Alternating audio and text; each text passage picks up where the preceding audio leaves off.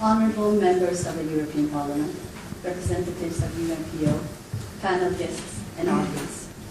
My name is Ayda Karimli, and I'm here on behalf of the Southern Azerbaijani Alliance. Ladies and gentlemen, let's start with the fundamental question. What is being Iranian? Principles of the Islamic Republic. However, the situation is more complicated than that. The true composition of the people of Iran stretches far beyond this misconceived picture. The population of Iran is estimated to 77 million. Of these 77 million people, 70% are of non-Persian origin. Iran consists of a wide range of different ethnical compositions and national belongings, such as the Arabs, the Baluchis, the Kurds, the Turkmens, the Lurs, and of course, the Turks. Iran's chauvinistic policy works with clear guidelines on the different ethnicities within the country. They use a systematic approach to achieve its goals, which are assimilate the people, twist their history, destroying their economy, and erase the ethnical boundaries by systematically mix the various peoples and create conflict between the different peoples. The racist policy is shown in the strategic placement of factories and industrial development to only the Persian regions of the country. Millions of people are forced to move in order to maintain their economical survival. The total destruction of the environment of the different ethnics ensure that the different regions shall be bound to the Persian region and the Persian regime. Clear examples are the Karun River, Hamun Lake, and Urmia Lake. Let's begin with the situation of the Arabs of Al-Ahvaz. The Arabs are concentrated to among the richest geographic parts due to the access of oil. Nonetheless, the Arabs are among the poorest ethnical groups. The Baluchis are considered being even more financially vulnerable as the poorest ethnicity, living in the driest area of Iran and also being exposed to yet even more vulnerability belonging to the Sunni Muslim community. Moving on to the Kurds of Iran. The Kurdish people are today deprived of cultural and linguistic rights. Especially during the revolution years, the Kurds sustained many casualties when challenging supporters of the Islamic Republic with arms. The Turkmen, ethnically belonging to the Turks of Iran, are also Sunni Muslims. They have not once but twice claimed self-determination rule during both the revolution leading to the Pahlavi regime and also during the Islamic Revolution, attempts which suffered a great number of casualties. The Lur people are historically a separated nation, but is today, due to heavily cultural assimilation, regarded as a part of the Persian ethnicity. Azerbaijani Turks are the majority of Iran, with an estimated population of 35 million. In a historical overview of the last 1,000 years of Turkish rule in the area of Iran, the last being the Qajar rule, it is known that the different ethnical groups had linguistic and cultural rights. It was after 1925, as the Pahlavi regime entered power, Persian assimilation took form as one nation, one language, one culture. Obviously, the discontentment was great, as Iran was and is a multi-ethnic country.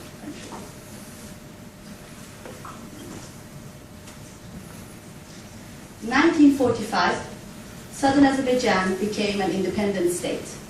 The Azerbaijan People's Republic was established. During this short time of independence, the Turkish language became official in schools and radio stations.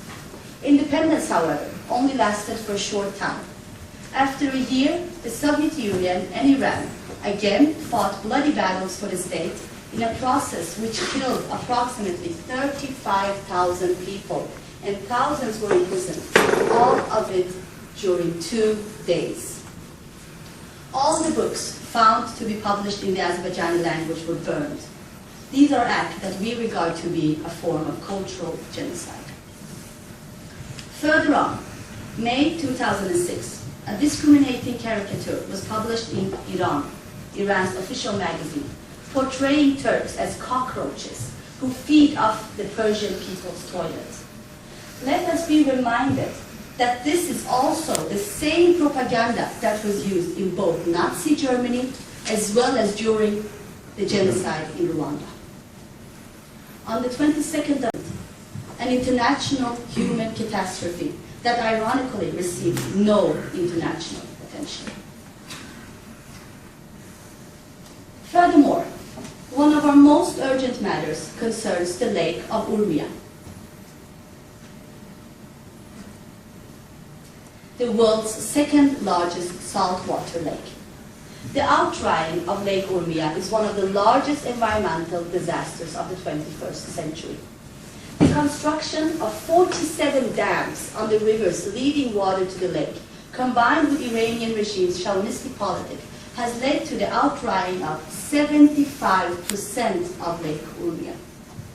Just as the Aral Lake, it's not the water disappearing that is the problem, but the salt that remains, creating terrible salt storms, which affects both the health of the people living in the area and the environment of the whole region.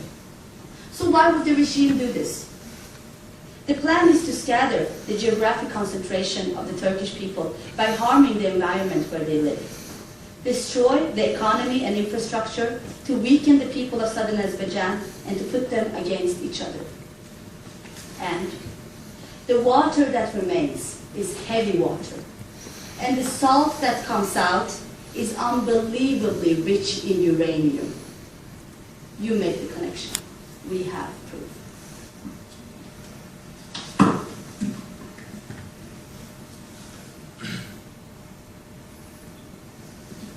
Are the outside world and the international community aware of the situation in Iran? Both yes and no. Unfortunately, ignorance is great because the information coming out of Iran is often partial and misleading. The international community is also afraid of a long and bloody civil war in Iran that may directly affect the whole region's peace and security. The regime of Iran is playing on this fear, thereby preventing that a peaceful and non-violent solution can be achieved. The regime of Iran lies on a dictatorial and chauvinistic structure. A sustainable and just political solution respecting the right of self-determination for the people of Iran can be found in a democratic, secular, and federal political rule. This means dividing the power equally between the different groups in Iran. However, here within lies two specific difficulties. Firstly, a democratic norm still has not in full sentence been grounded in the society. Second more, the Persian ruling groups, as well as the Persian political opposition, are not committed to the idea of shared power, as history has proven. Sustainable development and peace can only be achieved through a strong foundation of democracy and equality. This, in turn, can be achieved through a federal solution. A dictator cannot turn into a democrat. Do not fall for Rouhani's acts. A tyrant is always a tyrant. Furthermore, Iran's structure is based on a supreme leadership, currently being Ayatollah. It is his word, and not Rouhani's, that decides Iran's and its people's future. Still today, dozens of prominent Azerbaijani activists have been detained in Iranian regime's prisons for months. Detention and torture have been the minimum response for their sincere work for the liberation of their people from occupation and oppression. Thousands of non-Persian freedom fighters who struggle to maintain their existence and identity are tried, jailed, and killed. Iran's regime still answers back without any compassion and fairness. But let's be aware that the struggle will continue, and the people of Azerbaijan, just as all people of Iran, won't be exhausted on their way to realize their full national and cultural rights. The Southern Azerbaijan national movement is a non-violent and secular movement that believes in self-determination and equality for all people. We believe in a democratic solution that is based on the power and the will of the people. Thank you.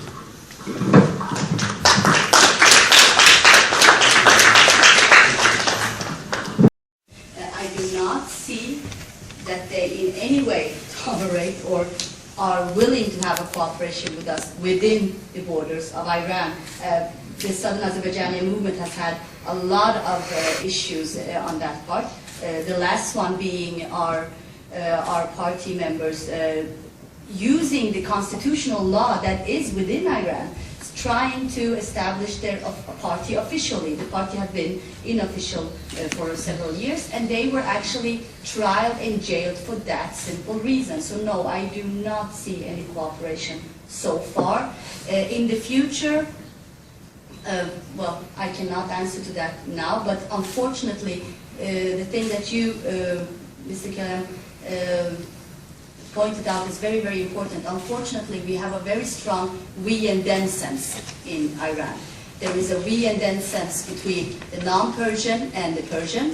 There is a we and them sense between the Azerbaijani Turks, the Kurds, the Baluch, the Arabs. There is a lot of we and them when we need to get it to just be we, and it's a long process, not impossible, but unfortunately because there is a systematic politic behind it. I mean, let's be aware, there are people sitting in offices and trying to think out how systematically can we avoid these people to get together? How can we systematically avoid Iran, you know, to have self-determination for the ethnics and so on and so on. So I believe that it's very, very difficult. You can try outside of Iran. It is very difficult within the borders, unfortunately, the conditions being as it is. But has it been tried outside Iran? It has several times. The Azerbaijani movement has not had many positive interactions with the Persian opposition or the Persian groups outside of Iran, unfortunately, because we are not willing to accept being called as tribes. And more or less, I mean, they have actually changed our whole national ethnicity. They call us Azari. We are not Azari. We are Azerbaijani Turks. By calling us Azari, they actually change our whole identity and make us something that we are not. So, no. Unfortunately. Thank you. Yes. Thank you. When I listen to the accounts of Mrs. Karmeli and Mr. Ahmedi, I have the feeling that basically maybe the first goal is federalism, but a more long-term goal is self-determination, independence, and so on. Now, this